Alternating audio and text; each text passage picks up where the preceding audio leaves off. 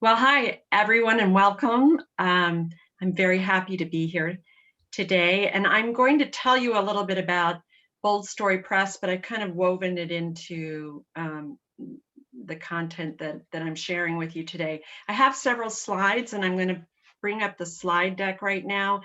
The topic really today is kind of the least you need to know about publishing in order to write and publish a book. I will put myself on mute. So I'm going to go through these slides, and you're welcome to interrupt if you would like, but there will be plenty of time at the end of the session too for questions if you have questions.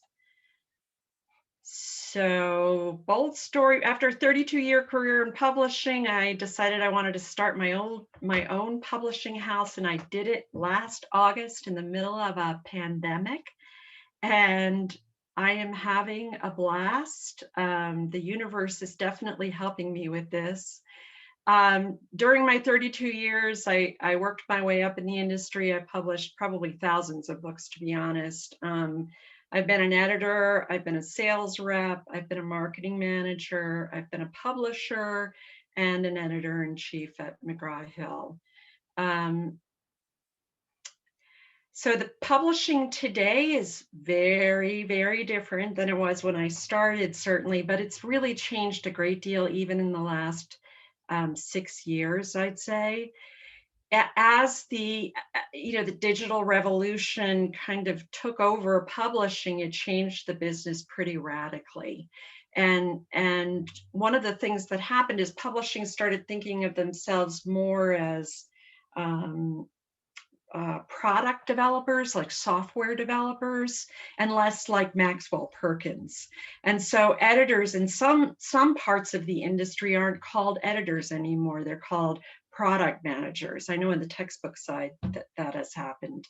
And as the old line editors who really have mastered a craft have retired, there are fewer editors of that type taking their place.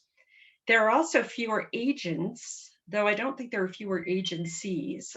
So agents, as they are retiring, I think the agencies are managing many more titles than they used to. And the issue of relationships with an agent has changed in the last few years. It's more of a volume mill. Print publishing, of course, is still around, but ebooks are gaining hold. And I would have thought that it would be people my age and older who are holding on to the print book because that's what we grew up with, and that young people were only buying ebooks. But that is not true, actually. The data shows that people my age and older are buying more ebooks because we like the ease of being able to have several books on a small device. And it's the young adult fiction and younger buyers and readers who want the books, the physical books with the beautiful covers on their shelves, and they collect them, and when they can, they get them signed. So print publishing is not going anywhere. As of this past year, sales, however, are at about 70% of book sales happen on the internet, and 30% happen in bricks and mortar bookstores. However, that number was down, of course, in 2020, and digital sales were up again because of the pandemic. There are lots of bookstores that have closed, and not just stores, but chains of bookstores that are gone now. So it's gotten harder and harder to find a physical store. And I've heard a number, I don't know if I believe it entirely, but I know it's big. They say that 4,000 new books are being published every day. So Amazon doesn't share their numbers with anyone. And obviously, if that number is anywhere near true, most of those books are people going on to Kindle and uploading their Word file and calling it a book, an ebook. Whether or not those books ever sell any copies, whether or not they are well written, it doesn't matter. They have published a book. So the trick today in publishing a successful book is finding your way through all that noise of all of the stuff being published to reach your readers so that they will buy your books. When I think about the authors with whom I've worked over the years, the different reasons that people write, the authors I've found to be successful usually were very passionate about their topic. So much so that I think I believe now that if you don't have some real passion and enthusiasm and excitement about what you're writing, your reader can tell, and your book is never going to be as successful. So I have had writers come to me and say, what's selling now? I want to write a book. What's selling? And I find that you can't, that it's much more difficult to write to spec and have successful fiction, certainly, and even nonfiction to some degree. I've heard authors describe the process of writing and the motivation for writing as being as feeling as though a story was inside them and they felt compelled to get it out, like almost like the Alien movie, you know, when the alien comes out of Sigourney Weaver's body. They describe it that way, that there's a sense of urgency to get this story out onto the page. Some authors, of course, write just because they want to make money. And of course, there are lots of examples of people successful with that motivation. Some write because they want to have impact. And I saw a lot of that in the textbook side of the industry. So authors who were doing research in a certain field, the last subject matter that I worked with was economics. And a lot of authors, textbook authors, never make a lot of money. But if they're doing research in a certain part of the field and they want to share their excitement about the field and the research, they often will write a book because they want to share that sense of love and excitement for the topic. Entrepreneurs today are writing more and more books because it is an instant credibility factor for them. If you can say you're a published author, very few people are savvy enough with publishing to go check to see who published your book, to look at the imprint, to find out if that imprint is a real publisher or not. And certainly no one checks to see if your book sold any copies. So a lot of people who are published authors as entrepreneurs who wrote the book really to support their brand and to build their business have found that it helps a great deal. And then some people write, certainly memoirs, some fiction, write to leave a legacy. They want to leave something behind when they are gone. And also true, people who want to document history, family history particularly. If you want to write a book, you should be thinking about your reader at the beginning of the process. It's an exercise that we used to put authors through, where we ask them to come up with an image of their reader, an avatar, if you will. That wasn't the word we used back then, but and to think about who would be interested in the content, who will need the book in the case of nonfiction, who will want to read the book in the case of fiction and nonfiction, who is willing to pay for your book as opposed to putting their name on the wait list at the library or waiting for someone to loan it to them. What do you know about them? What characteristics do those readers have? And how will you reach them, which is key. Having an idea of who your reader is helps you in the process of writing every day, because you can, as you're writing um, lines and paragraphs, you're thinking about your reader consuming what you're writing, and it helps you to keep your voice and the tone where you want to be. You also need to think about, do you need to change anything internally before you can write and publish a book? And one of my favorite sayings is, if you always do what you've always done, you'll always get what you've always gotten. If you want to be a writer, but you don't want to change anything about your day, you don't want to schedule that time to write into your days and weeks, chances are pretty good you're never going to write that book. And then I love this quote too, because, and especially for women, because we tend to be perfectionists. And what's interesting about that is men don't tend to suffer from perfectionism, but women do. And I saw that all the time with my female authors. And this quote is by Marianne Williamson. Our deepest fear is not that we are inadequate. Our deepest fear is that we are powerful beyond measure. It is our light, not our darkness, that frightens us. We ask ourselves, who am I to be brilliant, gorgeous, talented, and fabulous? Actually, who are you not to be? Your playing small does not serve the world. There's nothing enlightened about shrinking so that other people won't feel insecure around you. And I share that with you because I think everyone should write a book, if not a book, at least some part of their story, and share it with others. So in writing your book, what sells?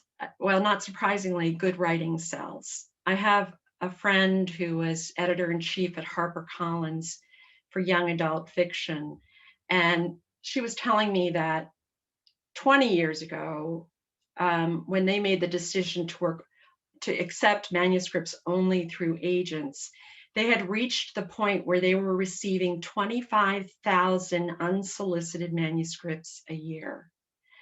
And they had gotten to the point where they just couldn't keep up with the volume, because they knew it was going to continue, that they needed some gatekeeper between themselves and the public.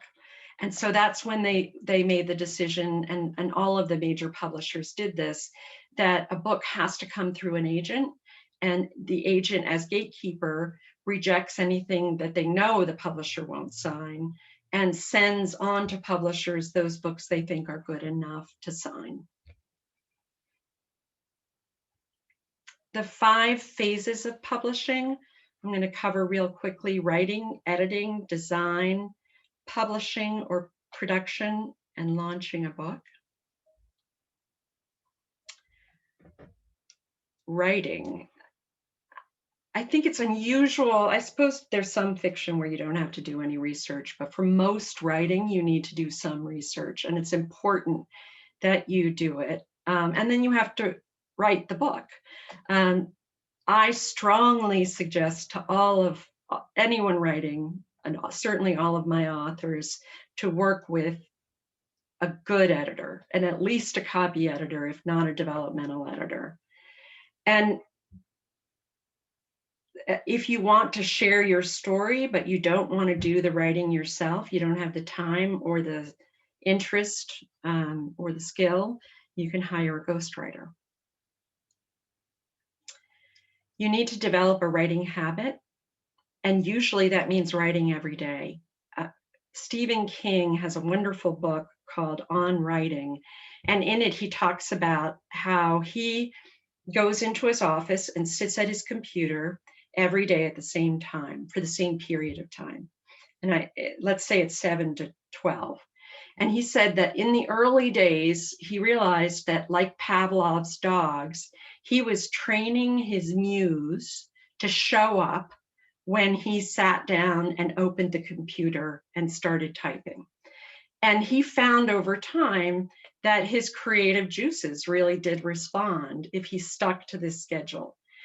On days when he couldn't write, if he had writer's block or some other issue, he still sat at the computer and he wrote. And even if it was nonsense or just writing, I don't know what to write today, he never missed his habit of writing. There are different styles of writing, of course. There are writers who organize their thoughts before they start, and they develop a table of contents, and then they go back and develop a detailed table of contents where they flesh each chapter out with a paragraph or two describing it. And then they go back and lay down another layer of detail for each chapter, building out the chapter. And they do layer after layer of detail and anecdotes and stories. And that's their style of writing. Another style of writing, and it's the style I use, I just download my brain onto the paper. I just think of every possible piece of content that pertains to what I'm writing about that I might use or might want, and I just dump it all onto the piece of paper. And then I work in layers, going back through all of that content, weeding out what I know I don't want, and starting to shape it into the story that I want to shape. So there's no one style of writing that is successful. You have to find what works for you. Again, I would say that every author needs critical review of some type. And your best friend, your spouse, your family, they can help you in the process, but they are not an objective, trained eye. And my experience with authors who have asked family to read and critically review their manuscript is that family don't always know how to tell you that they don't like something or that something needs to be changed. And when I say they don't know how, I mean that they don't own the language to convey what they need to convey to you, but also they don't want to hurt your feelings, and so they don't tell you. So you really need an expert, or certainly an objective set of eyes, to read manuscript for you and give you feedback. And of course, you will be self-editing through the process. Every day, some writers, again, the self-editing follows very many different styles, but you have to be doing it as you go. There are a few types of different types of editing. There is the copy editor who edits for grammar and style. Usually with our copy editors, at Bold Story Press, we follow the Chicago Manual of Style. So the copy editor will read for and follow those style guidelines. A developmental editor will read a manuscript line by line and will look at the whole story from 100 feet up to look for issues with clarity, with flow, with voice. They look for issues with character development, with dialogue, and they help you by obviously pointing out where there are problems as they go. But a developmental editor also will write into the margin, often write the content the way they think it should be written or framed to help the reader follow your story. And so they're certainly not a co-author, but they are definitely a partner in the process where they can help you by making suggestions for you when you can't see how to fix the issue that you're experiencing in your writing. And then the proofreading stage happens at the end of the process, after the book has been typeset, after composition. Sometimes in that process of typesetting, the compositor will introduce errors, typos, usually not grammatical errors, but sometimes issues come up, and that's why we always proofread manuscript at the end of the process before it gets printed. With design, you want a good designer because the cover design really matters. It matters a great deal, certainly in a bookstore, in a point of purchase sale, but it even matters online. People pay attention to covers and they're motivated by covers. You'll need a back cover design too, and there you want to include um, reviews from other writers, certainly from any critical review site that may have reviewed your book favorably. It used to be that Kirkus and Publishers Weekly and the New York Times only reviewed books that they chose to review. And the publishers, of course, made the decision about which books to send for review. And then the reviewing platform chose those books they wanted to read and review. Today, you can actually pay some of those platforms to write a review for you. And it's not that expensive. It's $400, $500 maybe. Publishers Weekly, I know, does it. And there's one other fairly credible site that does it. They do not guarantee you a favorable review. They're going to give you an honest review, and you may not want to use that review or any quotes from that review in your book marketing, but you can buy it. You can buy a review now. And then the designer also designs the interior design, and that means laying out any art or illustrations that you have.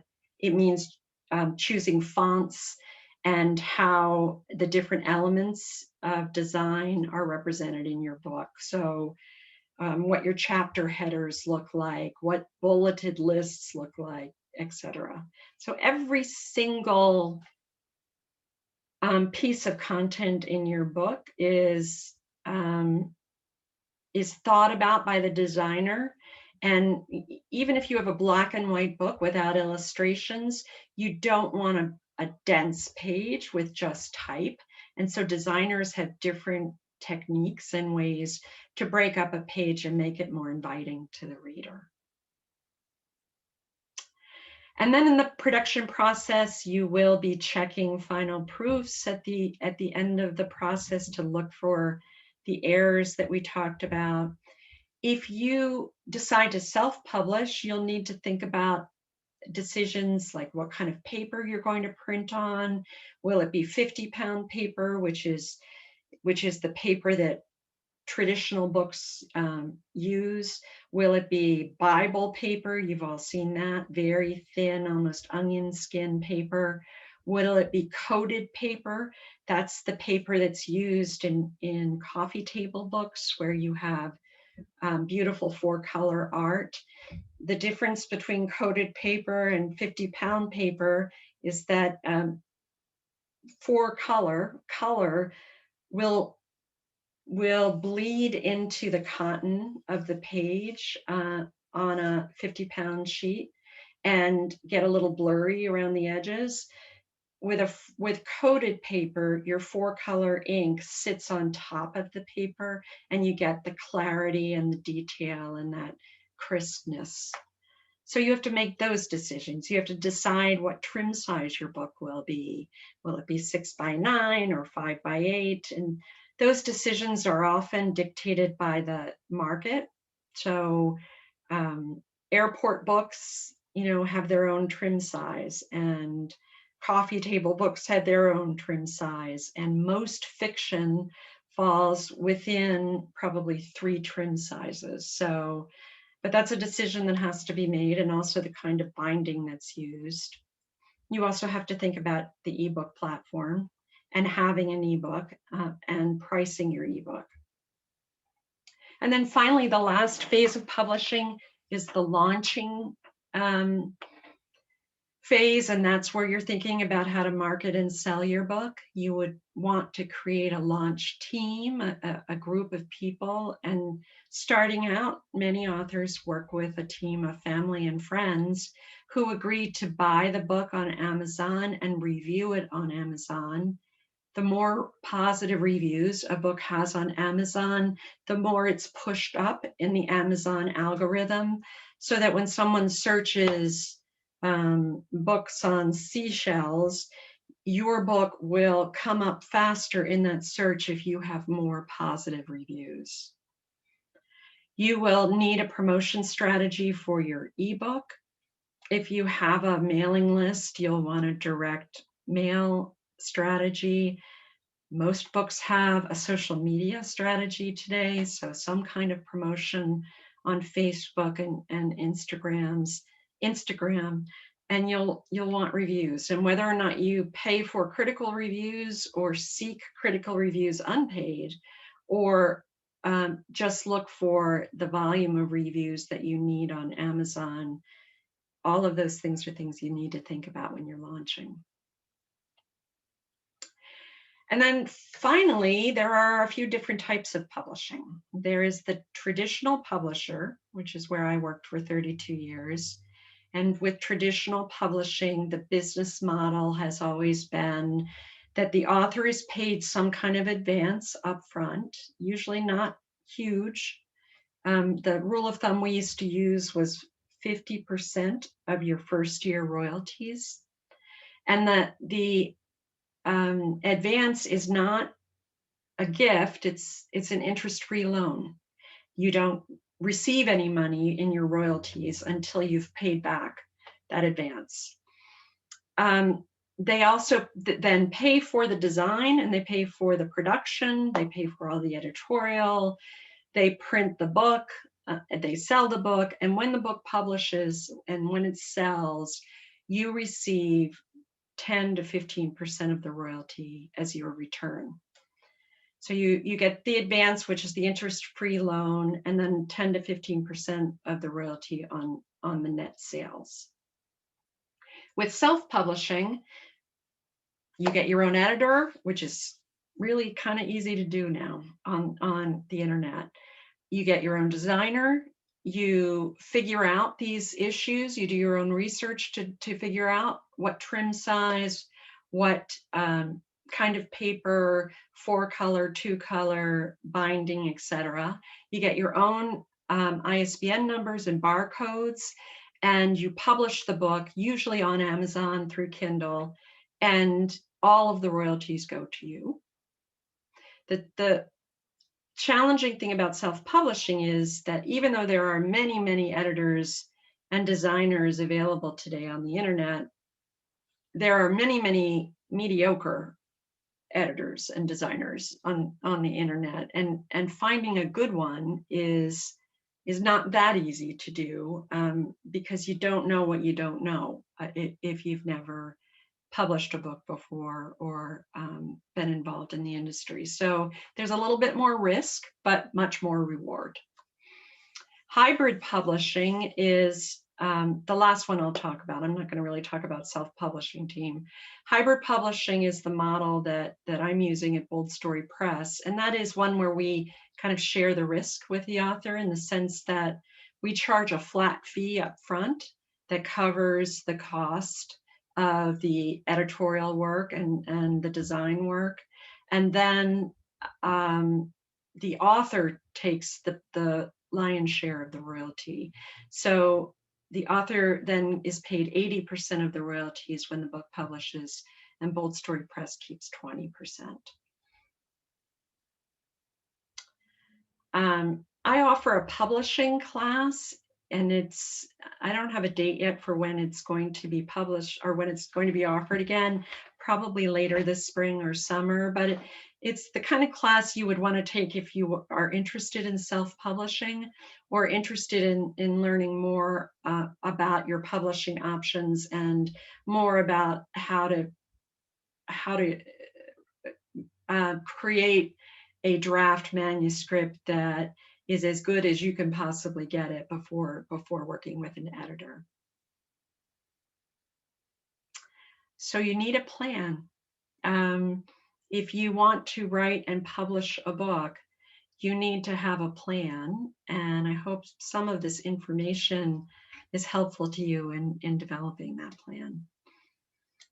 And I am happy to answer questions. I think the only thing that I didn't share with you in the story about Bold Story Press is that after I left publishing, I worked for a few years I created a business to help women learn how to own their power in the business world. I found that young women today were struggling in the same ways I struggled when I first started out with people pleasing and that perfectionism thing. And and I think that's a shame. Like, women shouldn't still be struggling with that stuff. So I worked in that area for a while. I wanted to get back to publishing, however.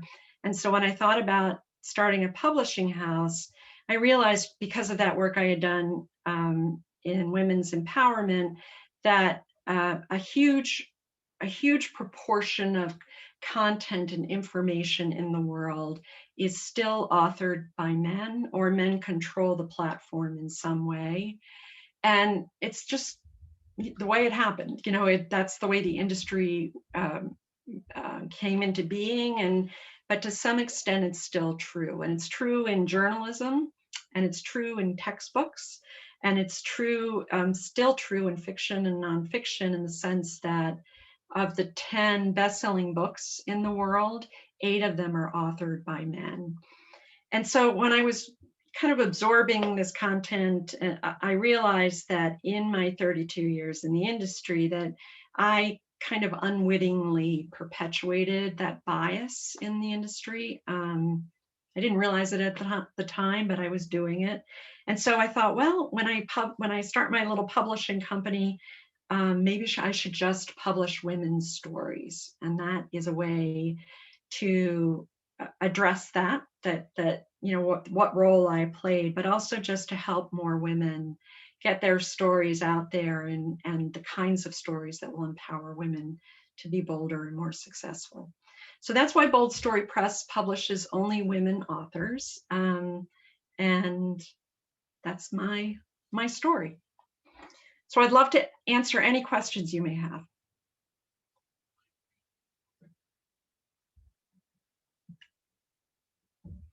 Yeah, everybody take yourself off mute. There are only a handful of us. Yes, Deborah. I just was going to ask, how does one become a professional editor? And like, what are the skills? Is it something that you work up in the ranks of a company, or as a writer, do you become a writer? So what are you asking, how to become an editor or how to become a writer? An editor. The publishing industry, for the longest time, and I think it's still true, followed the apprenticeship model. And so when young college graduates would come into the industry, you worked with an editor, and you learned the craft. And in the beginning, the authors who got assigned you, it felt like they'd gotten the short stick, because clearly you didn't have a lot of experience yet, but someone more experienced was watching everything you did and teaching you in that process. The best editors I know have edited thousands of manuscripts, and that's how they got to be so good. So whether you take a training course in the beginning or a class about editing, there are grammar rules that you have to know, of course, but it's really about experience. It's, doing it and making mistakes doing it, and learning from them. Right. Any specific skills other than being a good writer and English expert? I think you have to read a lot. I think the best editors, and for that matter, the best writers, read a lot. Thank you. Yeah. Can you comment on reading speed? How do we read those thousands of books, and how do editors get through all of that? Because what I find is, if I'm reading something good, I'm savoring it, and it takes a long time. And then if I'm reading something not so good, I'm not giving it the attention it probably deserves. Yeah, but I can only speak to my personal experience on this. I grew up in a family of readers. In fact, I was describing it to someone recently. My mother was a librarian. My father loved to read. Every Sunday, my father would read to us for hours, when we'd lay around on the living room floor. And my siblings and I, as we were raising our children, nothing got in the way of us reading with our children every night. So, I only had one son, but that was my quality time every day, was when I would lie in his bed with him, with my arm around him, and read to him. And it was a sad day when he said, "I can read myself now. I don't want you to be in my bed anymore." But so it was, in some ways, reading was sort of our love language. And when there were rules about respecting the book that I grew up with. And one of them was, you don't start a second book until you finish the first book. And you do finish the first book. You're not allowed to not finish it.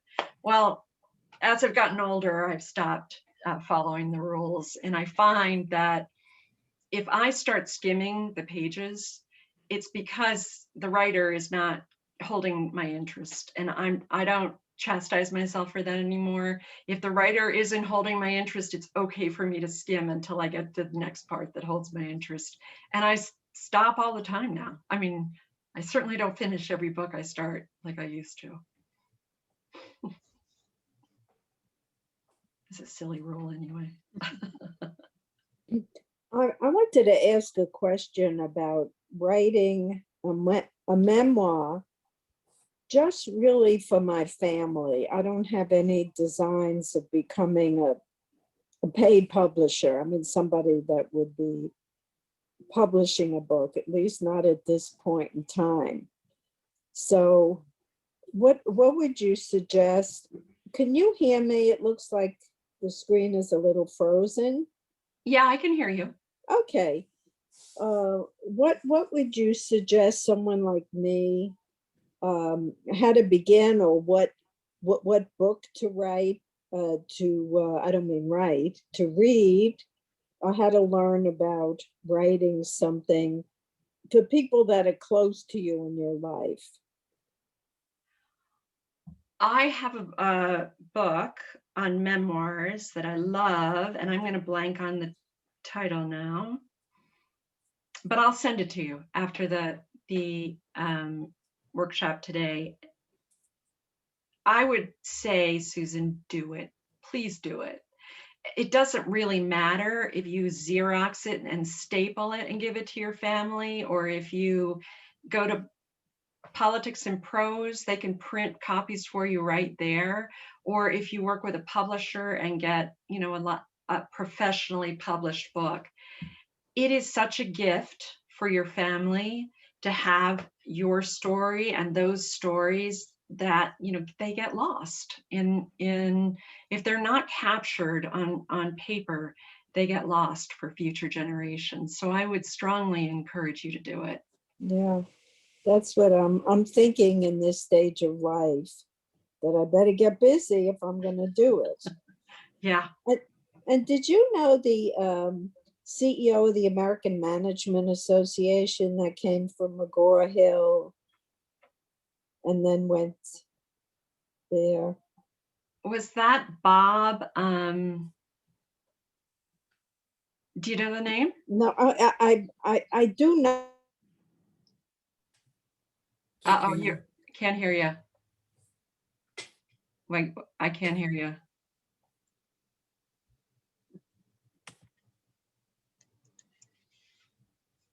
Deborah, you're on mute. With him along the way, but that's okay.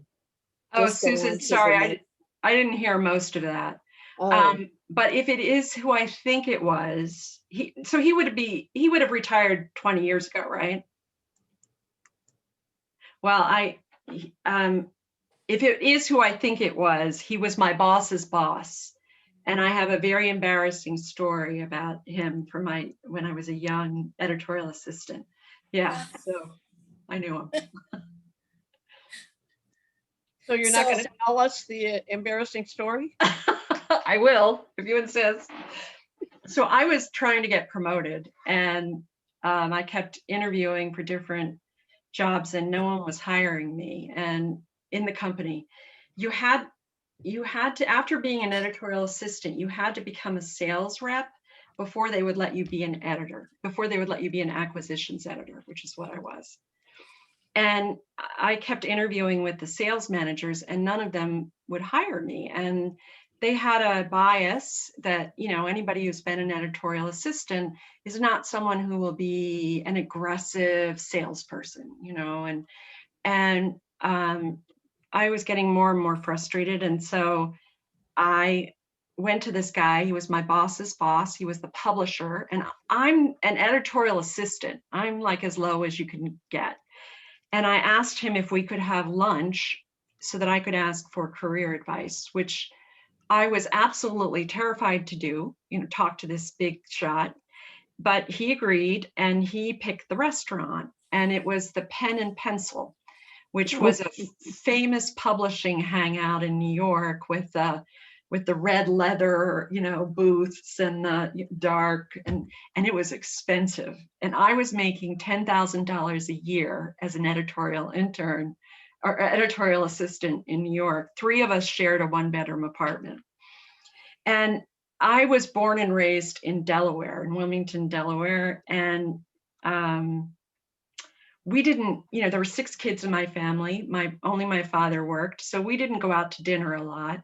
Certainly, I had never been to a fancy restaurant. I think the nicest restaurant I'd ever been to was the Chuck Wagon. So when we got to the Pen and Pencil, the maitre d' took us to the table, and I had never seen a maitre d' before. And he welcomed Bob by name. Bob was a regular there, and took us to the table and pulled out the chair. And I didn't know what to do. I didn't know if the chair was for Bob because he knew Bob, and Bob made the reservation, and I just stood there frozen. And you know, the maitre d' looked at Bob, and Bob looked at me, and I looked at the floor, and finally I pulled out the other chair and sat down. And then Bob sat in the chair that the maitre d' had pulled out. So I'll never forget. In fact, I feel my face getting red again, how embarrassed I was. But that's my story.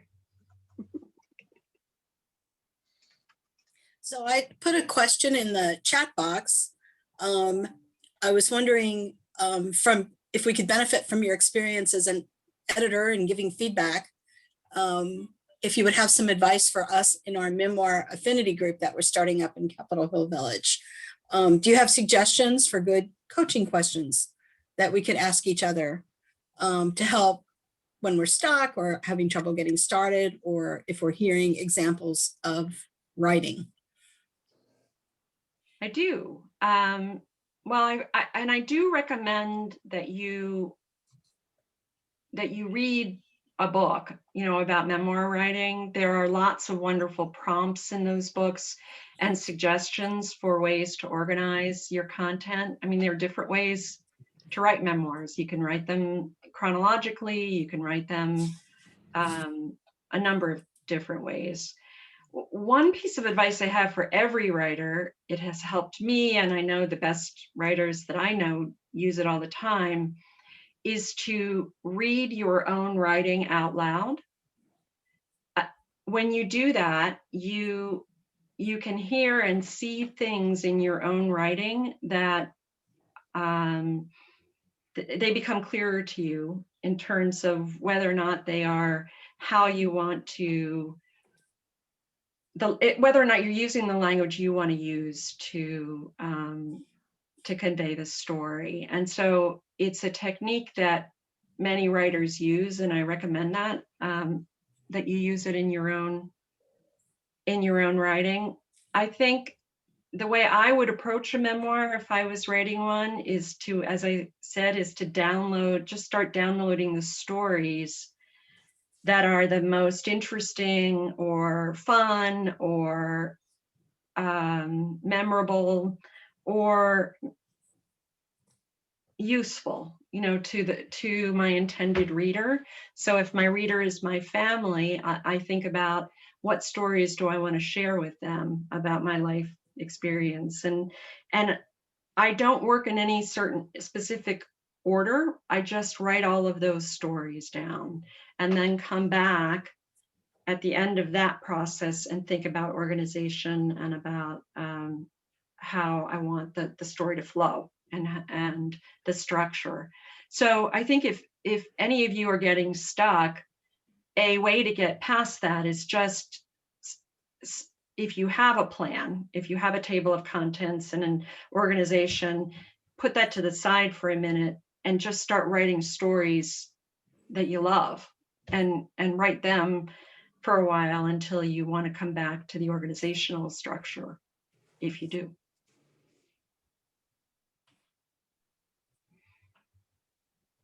The trick, at the risk of stating the obvious, the trick is getting it out of here and onto the paper. And then once you can do that, there's so many ways to get help, you know, shaping that. But if you can't get it out of here onto the paper, you can't do that.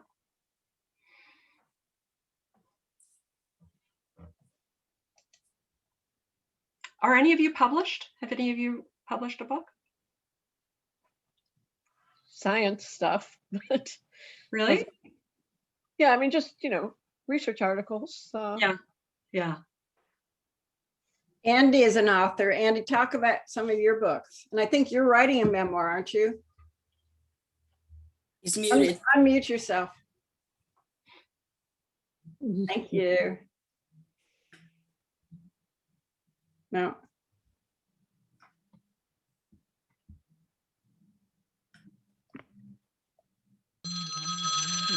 Oh, Vernay might be able to unmute you. How's There. that? Oh, okay, now you're good. I'm sorry, I'm dependent on my wife for these things of technology. I'm just basically handling the typewriter level of. Anyway, yes, I've written 7 books published by the Naval Institute Press on various stories in maritime history. Wow. Thank you, sweetheart. The first came out 2002, 2003, the last one some 4 or 5 years ago. I hope to learn in the next couple of days, perhaps weeks, certainly, whether University Press is publishing the most recent book I finished. It's a World War I story of the war at sea and the wreck and why the wreck of USS Tennessee. I used the story of Tennessee to tell the story of the growth of the American Navy in World War I. But the reason I came here, and I didn't realize you were only interested in stories from women, or I would not be here. I'm 60, 70,000 words into a combination memoir history of the past 8 decades, which I think is an arrogant thing to have taken on. But I'm too deep into it to quit. And I'm beginning to think about, okay, now where does this go? It is not the kind of a book that the Naval Institute Press is going to publish. I am a Holocaust survivor, and there are presses that look at that. But I'm trying to tell a broader story, and I'm not sure where to go with it, as I say, because it's unlike anything I've done before. So I thought I would eavesdrop on your conversation and see what I could learn from it. Yeah. And Well, you know, Andy, I know editors who will also help you self-publish, you know, kind of take you by the hand and through the process. So if that interests you, I'd be happy to send you a name. I would probably welcome that. At this stage, that's not what I'm looking for. Okay. My instinct is to do what I've done before, which is to deliver a manuscript to somebody who's interested in that kind of book and see where that goes. At some point, if that runs dry, I probably will do exactly what you're saying, and I would welcome suggestions as to who to approach. But for the moment, I think I should be able to find somebody who's interested in publishing the book. That's great. When I get the next 120,000 words done, that is. That's great. Good for Anyway, you. I apologize for monopolizing it. No, I think it's great that you're writing memoirs. I really do. I've been working on my own mother, and she won't do it. We're also exploring different technologies for people who don't want to write, but just do like oral histories. And one of our members in our group did oral histories of her grandmother, who was 92 years old, or her family members who didn't want to really write, but once they start telling their story and these little stories, she couldn't help but write it for them. Oh, that's great. That's great. So is everyone here writing a memoir? Not yet. Okay. Okay. Hey, Emily, do send me that name, okay? I will. Thank you. I will. Yeah, I think Emily's going to follow up with each of us, and just so that we have her information and Oh, contact. that'd be I'd like great. to invite her again sometime to one of our affinity group meetings. We're going to meet maybe once or twice a month. And right now we have almost 20 people who are interested, either they've written memoirs or books or want to, or are thinking about it. So That's we fantastic. want to motivate folks. That's but we have fantastic. very wonderful, interesting people in the village, just with fabulous backgrounds. We all meet each other and we're already 60, 70 years old. And so we don't know these interesting backgrounds we all have. Yeah, that's wonderful. I love to hear that. Emily, I want to thank you for a really great presentation, and especially your comment about a brain, unloading what's in your brain, because that's how I think. And I've been telling myself, no, that's not the way to do it. You have to organize in your brain before you even put one single word down. That's your So- perfectionist. So I know. So thank you so much for validating what I thought was my wrong approach and crazy thought. Yes, you do it. You do it, Susan. Okay. I would offer a thought too. It seems to me when I take on something new, first you think about, well, what do I have to learn? Which, as you suggested, we should probably read books, read up a little bit on how to write a memoir. But I also think in this case, I'm discovering there are things that I need to unlearn.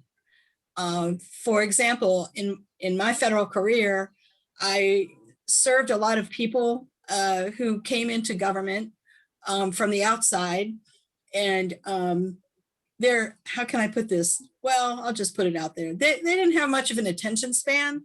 And so I had to get to the point in a hurry, get in, get out, and then they wanted to talk. They love the sounds of their own voices. So now I'm listening to the biography of Cleopatra, which is wonderful, by Stacy Schiff. And man, the incredible rich detail, every description, every scene. And I'm thinking, boy, I haven't written paragraphs that long in years. It's going to be something I think I have to unlearn, in addition to learning the new skills about picking themes and organizing and that sort of thing. So just throwing it out there. Yeah, that's great. Well, thank you very much. I enjoyed being here. And I wish you all much success in writing your memoirs and finishing them, putting them in the world, however you do it. Well, thank you, Emily, very much. And, we have a nice reaction box there, so you can say hello or goodbye to Emily. And thanks again. And I hope we can invite you back again just to meet our group, and especially after these stupid Zoom events. 'Cause when we get together, that's our best. Oh, that'd be fun. Yeah. Well, thank you. I want to be around people again. real pleasure having you. Thank you very much. Bye. Bye-bye.